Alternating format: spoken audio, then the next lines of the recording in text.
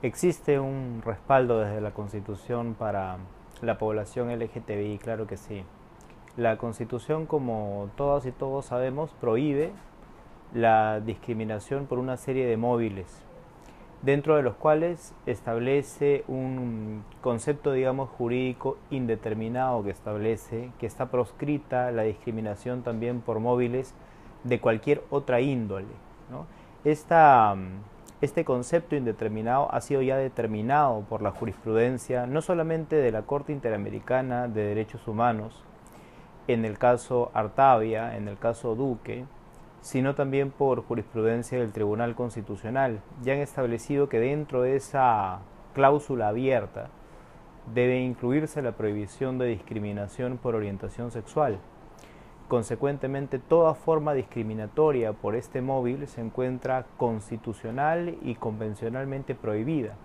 lo cual implica que el Estado no solamente no discrimine por esta razón,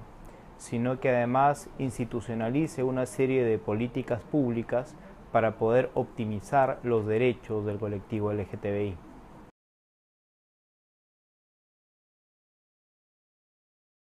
Hay varios lineamientos que se ha trazado el Ministerio de Justicia y Derechos Humanos para la protección de esta población, pero yo me animaría a mencionar uno en particular, que es una política pública macro.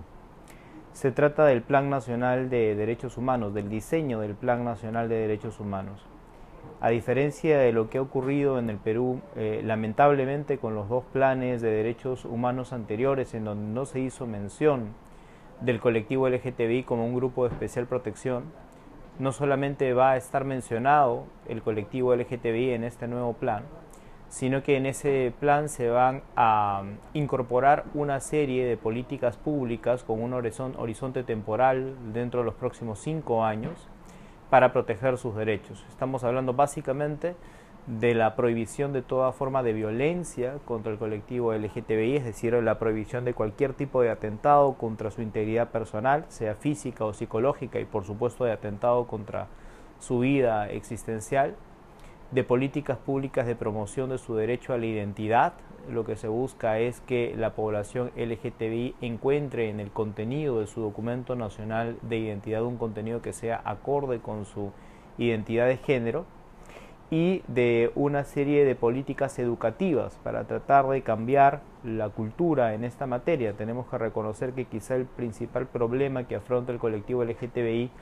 es un problema de formación con relación a toda la población peruana, que lamentablemente no sabe entender la diferencia entre moral pública y moral privada, y muchas veces busca desde su punto de vista moral muy personal y respetable, pero lamentablemente no siempre compatible con los derechos humanos, prohibir que otros seres humanos desarrollen sus propios derechos humanos para construir sus propios proyectos de vida, al no hacerle, por supuesto, daño a ningún otro ser humano. Eso es lo que está ocurriendo lamentablemente con el colectivo LGTBI a través de una política pública educativa de largo plazo.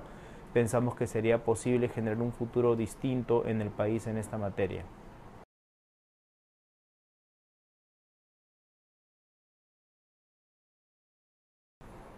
Un principal problema que afrontan, lo he mencionado más o menos en la respuesta anterior, es el de la afectación lamentablemente a su integridad personal. No solamente reciben discriminación verbal, sino, y esto está registrado y existe data al respecto,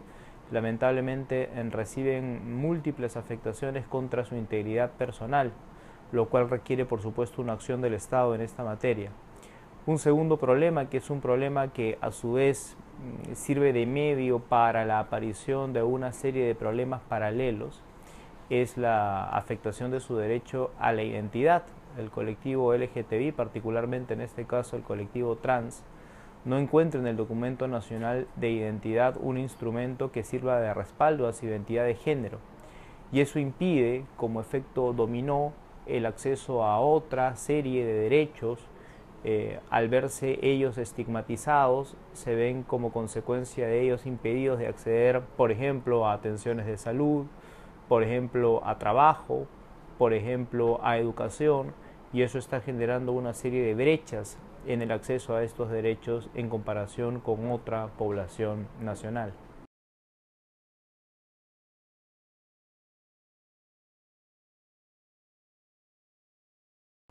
La unión civil es viable en el Perú. Yo creo que podemos decir en el Ministerio de Justicia y Derechos Humanos que tenemos el orgullo de haber podido emitir en el año 2014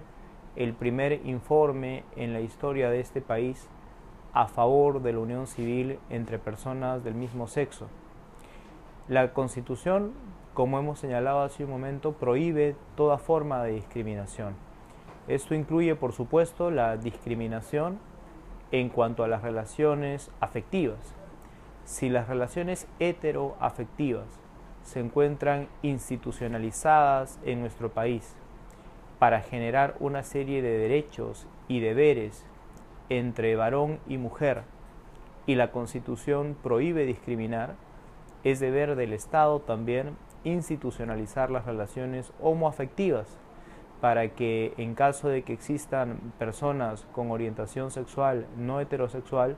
puedan construir sobre la base de esta relación una serie de derechos y deberes que les permitan construir en consumo su proyecto de vida. No solamente está esto permitido por la Constitución, sino que entiendo que es un deber del Estado institucionalizarlo, y por supuesto el Ministerio de Justicia y Derechos Humanos va a coadyuvar dentro de lo que esté en sus manos para que esto se produzca en el país más temprano que tarde.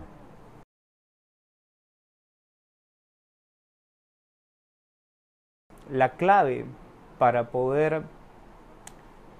optimizar los derechos del colectivo LGTBI en toda la sociedad es crear una sociedad más empática. Es decir, hay un mensaje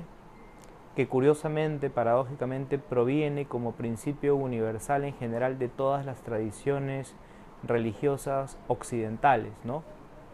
Trata al otro o a la otra como quisiera ser tratado tú,